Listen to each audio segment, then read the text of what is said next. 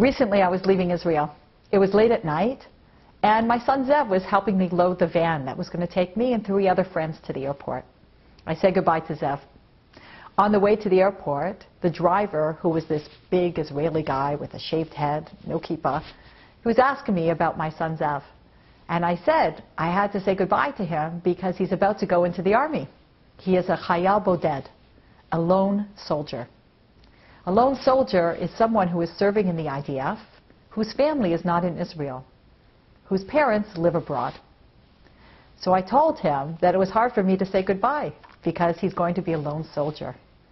And he said, "Lo, never, never alone, never boded in Israel." He said, "Don't you worry.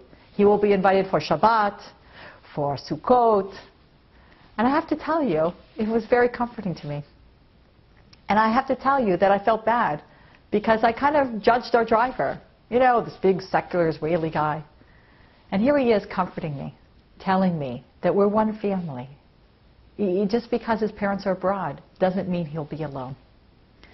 And as we're going to the airport, I realized that we have to say Tefillah Sederach. We have to say the traveler's prayer. We just left the outskirts of Yerushalayim, of Jerusalem. And I said to my friends, oh, we have to say Tefillah Sederach. So our driver took a baseball cap, put it on his head, and bal peh, by heart, said Tefillat Haderech, the traveler's prayer. And we all said Amen. And he kept his hat on for the rest of the drive. It was a Thursday night, and as he unloaded the van, he wished us all a Shabbat Shalom and a Netzia Tova, a safe trip. Can I tell you, it was so touching to me.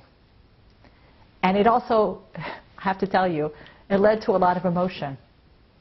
Here I was, leaving our son, leaving our country, going back, yes, to my family, to my community. But it was sad for me because it really did feel so much like home. And this stranger, this driver who I had never met before, I felt like he was my brother.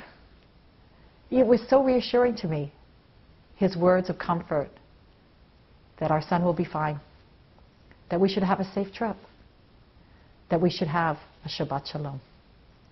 I want to thank our driver. It was more than just a journey. It was more than just a trip to the airport. It was really a trip home.